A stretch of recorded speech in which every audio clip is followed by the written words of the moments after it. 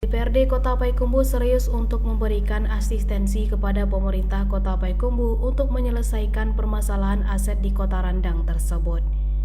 Langkah awal tahapan-tahapan penyelesaiannya sudah dimulai beberapa minggu yang lalu.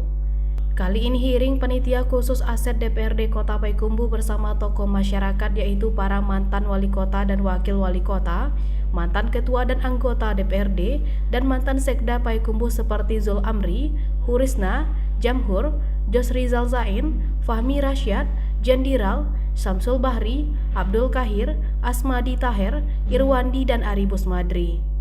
Hearing yang digelar di ruang sidang rapat paripurna DPRD Kota Payakumbuh tersebut dipimpin oleh Ketua Pansus Yendri Bodra Dato Permato Alam bersama Wakil Ketua Pansus Edward DF, Sekretaris Pansus Syafrizal, serta anggota DPRD lainnya seperti Suparman, Aprizal, Fahlepi Masni, Isnet Haryus, dan Opet Nawati. Ketua Pansus Yendri Bodra Dato Permato Alam menyampaikan tujuan hearing ini selain mempererat silaturahmi dan persatuan, juga menampung masukan dari masyarakat tentang aset Kabupaten 50 Kota yang masih berada di wilayah administrasi pemerintah Kota Payakumbuh. Selain itu, hearing ini dilakukan juga untuk menyamakan persepsi tentang kelanjutan aset 50 kota yang berada di Kota Payakumbuh. Segala masukan akan dijadikan referensi oleh Pansus DPRD untuk menindaklanjuti permasalahan aset Pemkab 50 kota yang ada di Kota Payakumbuh. DPRD akan melakukan pendekatan persuasif dengan Pemkab 50 kota untuk mencari solusi yang saling menguntungkan. Agenda berikutnya dari kegiatan pansus ini seperti apa, Bapak? Ya, terima kasih. Tadi kita memang dijadwalkan khusus rapat dengar pendapat dan hearing dengan para mantan pejabat Kota Payakumbuh, tentu Bapak Wali Kota dan Wakil Wali Kota dan pimpinan DPRD. Dan alhamdulillah dari hasil masukan-masukan dan arahan-arahan dari mantan pejabat kita sangat luar biasa dan mempunyai sebuah referensi bagi pansus, dan alhamdulillah juga dari waktu ke waktu periode pimpinan Kota Payakumbuh sudah memproses sebetulnya masalah aset ini. Namun Allah juga belum izin atas sebuah kesepakatan. Jadi win-win solusinya belum ada yang tepat ya. Saya yang saya lakukan itu pansus akan mengundang semua pemangku kepentingan di luar 50 dalam usaha kita bersama bagaimana aset ini betul-betul bermanfaat bagi kedua daerah. Keduanya di situ apa yang disampaikan oleh Bapak Wali Kota kita dari Pak Yos, yang mudah-mudahan pikiran-pikiran yang beliau tuangkan hari ini inilah yang jadi pijakan oleh pansus untuk melangkah ke depan. Fahmi Rasyad, mantan wali kota Payakumbuh, menyampaikan kala dirinya memimpin dulu waktu ulang tahun Kabupaten 50 Kota disarankan agar aset 50 kota diserahkan ke pemerintah Kota Payakumbuh. Namun kendalanya belum ada kesepakatan antara dua Pemda karena masih rumit. Kalau terjadi perbedaan kepentingan, akan dilanjutkan penyelesaian ke yang lebih tinggi supaya ada payung hukumnya aturan yang mengatur aset Pemda. Seperti bisa diatur dengan peraturan tentang hibah yang tidak ada ganti ruginya, sehingga bisa dilakukan kerjasama bidang ekonomi, sosial budaya, atau lapangan terbuka hijau. Baik pemirsa, saya bersama dengan Bapak mantan Wali Kota Payakumbuh periode 93-98, Bapak Fahmi Rasyad. Selamat siang Bapak. Selamat siang. Bapak, saya ingin bertanya, bagaimana tanggapan Bapak terhadap dibentuknya pansus aset ini? Apakah sudah seharusnya pansus aset ini dibentuk? Saya pikir memang harus dibentuk. Oleh karena apa? Sebetulnya dulu kan sudah diceritakan tadi, pansus itu sudah ada 16 tahun yang lampau. Akan tapi tidak berhasil. Sekarang sudah lama, sehingga terbengkalai aja itu. Sasarannya kan mengenai aset Pemkab yang ada. Yang ada itu berupa bentuk tanah dan kantor bupati. Sekarang masih dipakai oleh kabupaten. Jadi sebetulnya kan itu kan sebetulnya tempatnya di tengah-tengah kota dan paling bagus untuk menjadi maskot atau merupakan tempat apa istilahnya itu ikon daripada Kota Payakumbuh begitu kan. Ada lapangan hijau kemudian ada bangunan-bangunan yang monumental. Nah, memang pantas itu dijadikan. Kalau sekarang kalau hanya jadi untuk bangunan begitu, bangunan itu kan bisa rusak, bisa tua, dan tidak bisa direnovasi oleh karena berada di lapangan jalur hijau. Jadi memang perlu. Untuk kedepannya harapan Bapak seperti apa terhadap aset yang dibentuk pansus aset yang dibentuk oleh DPRD ini, Pak? Harapan saya ialah terdapat kesepakatan antara pemerintah Kabupaten 50 Kota dengan Kota Payakumbuh, sehingga daerah tersebut bisa dijadikan landmark. Setiap kota di mana-mana kan di Bukit Tinggi aja misalnya ada Jam Gadang dan juga di sekitarnya itu, di Padang ada, di luar negeri apalagi kan. Saya katakan cerita tadi tentang saya pernah ke Moskow. Di sana ada lapangan merah, ada Kremlin, ada lapangan hijau. Jadi memang enak itu. Jadi warga kota untuk beristirahat atau pergi belanja juga mungkin pergi ke situ. Itu saja. Jadi harapan saya dalam waktu dekat pansus ini dapat menyelesaikan masalahnya. Andai kata terjadi perbedaan-perbedaan, tentu pemerintah kedua kota ini bisa minta nasihat atau mediasi daripada kantor gubernur atau menteri dalam negeri. Gitu aja.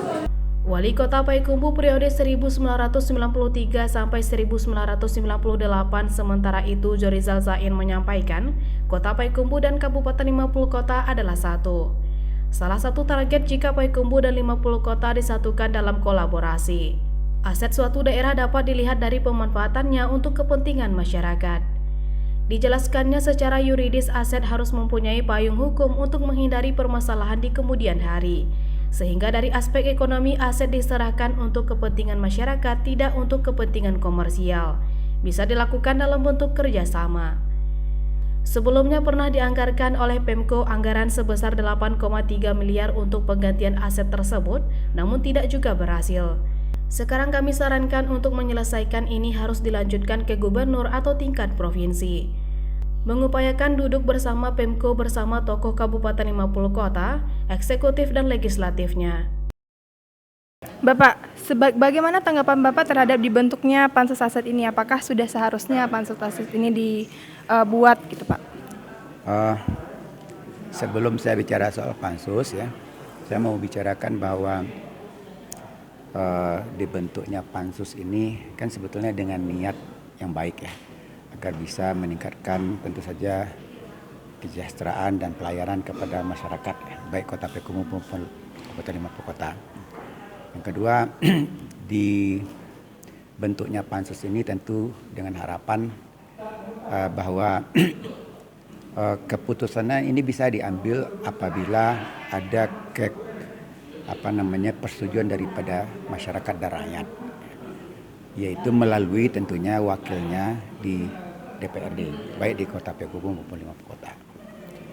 Nah, barangkali saya sangat setuju dan mendukung ya tentunya berdirinya pansus ini dengan harapan tentunya bisa menghasilkan sesuatu yang bermanfaat. Sementara itu, mantan Sekdako Payakumbuh Irwandi menyampaikan, permasalahan aset ini jangan dijadikan konstitusi publik. Dalam Permendagri nomor 17 tahun 2017 tentang kewenangan aset, maka perlu pendekatan untuk mencari solusi aspek yuridis, sudah ada aturan yang mengaturnya dan perlu orang yang berkompeten untuk menindaklanjutinya. Pada aspek ekonomi, pemanfaatan yang saling menguntungkan kedua belah pihak. Pada aspek sosial masyarakat, ada rencana pemanfaatan setelah ada kesepakatan yang sesuai RT/RW Kota Payakumbuh dan anggarannya harus tersedia. Perlu konsekuensi dengan perjanjian dan waktu atau target yang telah ditentukan, sehingga kerjasama memang untuk kepentingan luak 50. Baik pemirsa, saya sedang bersama dengan Bapak mantan Sekretaris Daerah, Bapak Irwandi. Bapak, saya ingin bertanya, sebenarnya pembahasan mengenai masalah aset ini sudah dibicarakan dari sejak kapan ya Pak? Ya sebetulnya kalau masalah aset ini, itu sudah dibicarakan jauh sebelum ini. Mulai dari pemerintahan Pak Fahmi Rashad sampai terakhir dengan pemerintahan Pak Zorizal Zain, itu sudah dibicarakan, sudah ada tim juga yang dibentuk, tapi konkretnya belum sampai sekarang.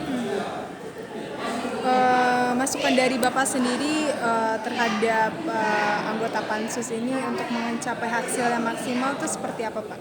Yang pertama itu kita harus menyatukan persepsi.